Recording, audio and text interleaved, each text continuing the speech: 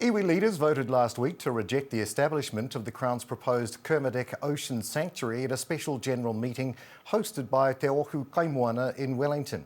Of the 45 representative iwi organisations present at the general meeting, 42 iwi organisations voted against, 1 voted in support and 2 abstained on the Crown's proposal. Rangi Maria Hunia no Ngāti Whātua is chair of Te Ohu Kaimoana and is with us now. Tēnā koe, Rangi Maria. Thank you for joining us. Kia ora, Neil. O tira tēnā koutou katoa. So give us an idea of the problem as you see it with the current framework. Neil, if I can also say, when we rejected the establishment of the proposal, it was not to decline the need for better well-being of the natural environment and the ocean. So when iwi said no, they didn't say no to the idea that we need to look after the natural environment. What they said no to was the idea that 2 things.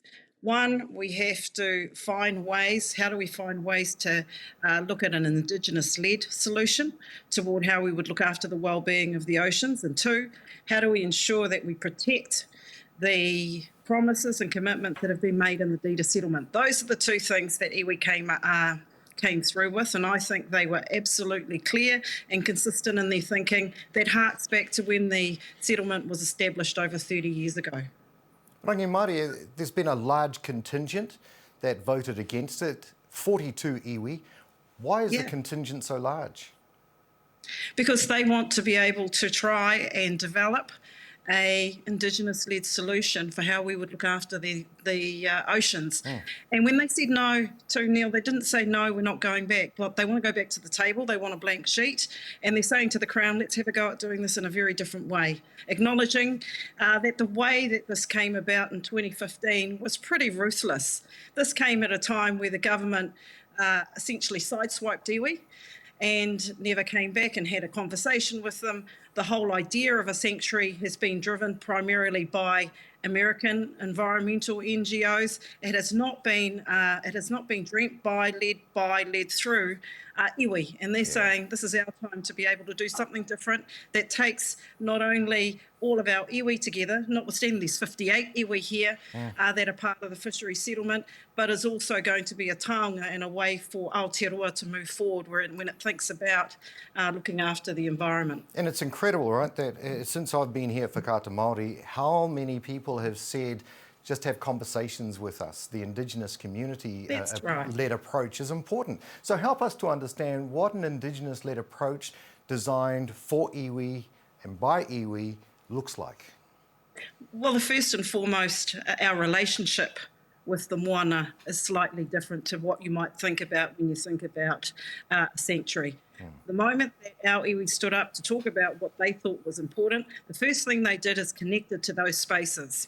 They connected to those islands, to Rangitahua, they connected to their waka, they connected to the atua, they connected to the Heara Kauika, the different ways in which we have come from the Pacific into Aotearoa. So our connection can never be undone here. And essentially, when we're thinking about Western ideals and solutions around marine protection, it is to divide us. And we say, never divide us, you keep us together. If we're to be great kaitiaki and we're to be in relationship with the moana, then we must be there. And so some of these 5 fundamental views around how we look after and how we express our ideals and our Māori worldview around kaitiakitanga is really different to how Western ideologies have tended to play out. So that's the first thing.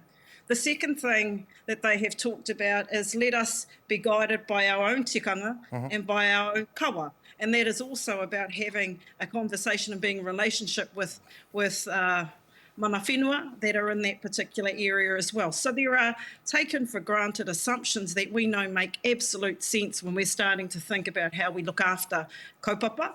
Thirdly, what they have said is this settlement was hard fought for.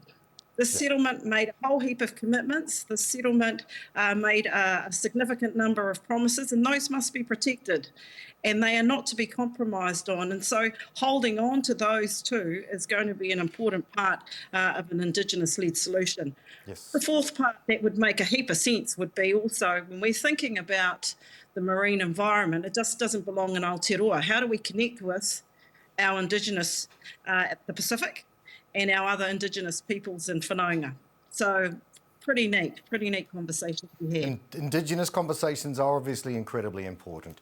Rangi Maria Hunia from Te Ohu Kaimoana, thank you so much for your time today. Ngā mihi. Kia ora rā.